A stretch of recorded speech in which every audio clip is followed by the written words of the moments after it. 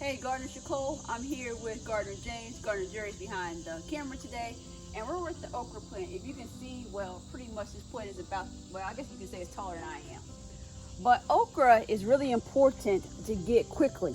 So the bigger okra is, that may sound great, but actually it gets woody, and that means it feels hard.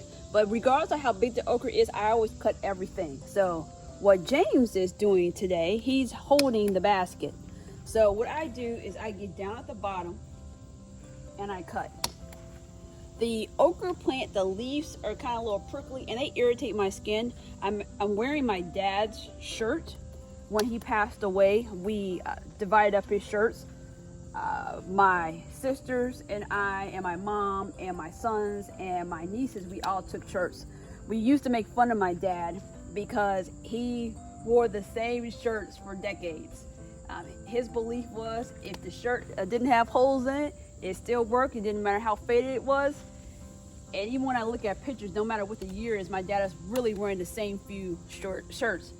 But if you guys remember, some time back, I had a severe allergic reaction because I was sticking my arms into my cantaloupe vines and I got bit up, and then I swelled up really bad. I had to go through 3 different creams. I had to get steroid injections just for that to calm down. And so my doctor reminded me again, Shantae, you have sensitive skin, you react poorly to bites, and you need to cover up your arms. So this is a way I can remember my dad, because he was a gardener. That's where I got my love of gardening from, and to stay protected. Now what I typically do, sometimes when they're a little bit longer, they are still okay. Like this one right here.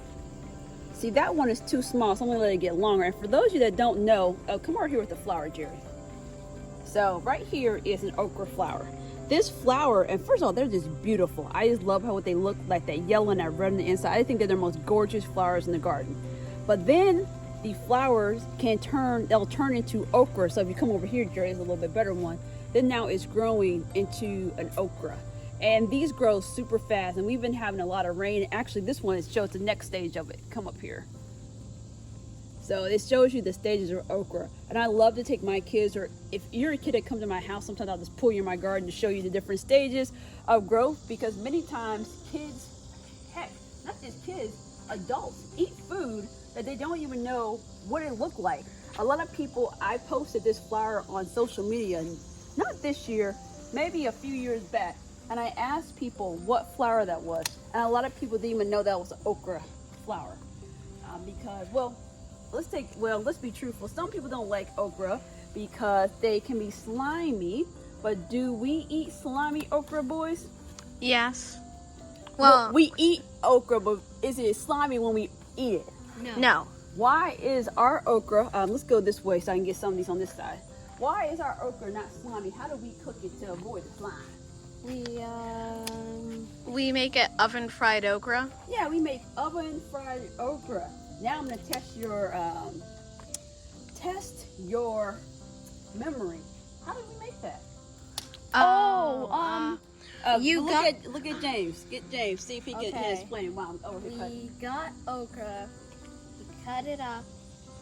Put it in a bag. We cracked an egg and put the egg yolk in the bag. And, shook the bag around. Then, after that, we put breadcrumbs in the bag. And then they would stick to the okra because of the egg yolk. So you shake the bag around.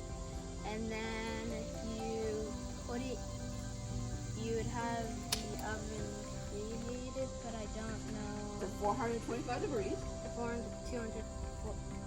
425 degrees. 425 degrees, and then you put the okra in the oven for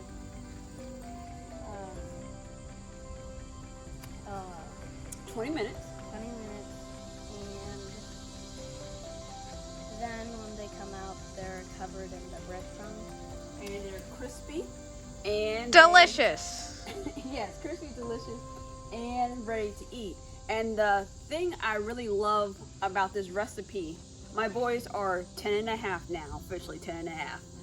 They can cook this meal by themselves.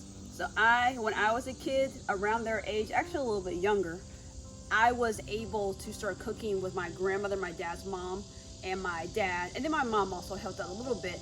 But I started cooking really young. And how I learned to cook, I started to learn meals that had a low probability of me hurting myself by making it, or me like burning down a house. And cooking oven fried okra is something I could get my kids to do. The one thing that I would probably do is chop the okra up beforehand, so they wouldn't have to do that. Because have I let you use a knife before in the kitchen? Yeah, but, sometimes. But who is typically there when you're using that knife? You. Yeah, because I mean they're kids and kids do silly stuff.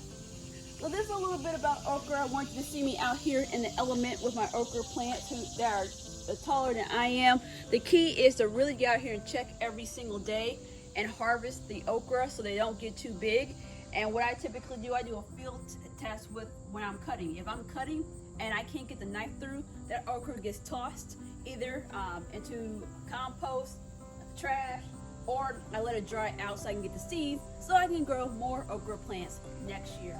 And remember, anyone can be a gardener. You Get- guys have you ready?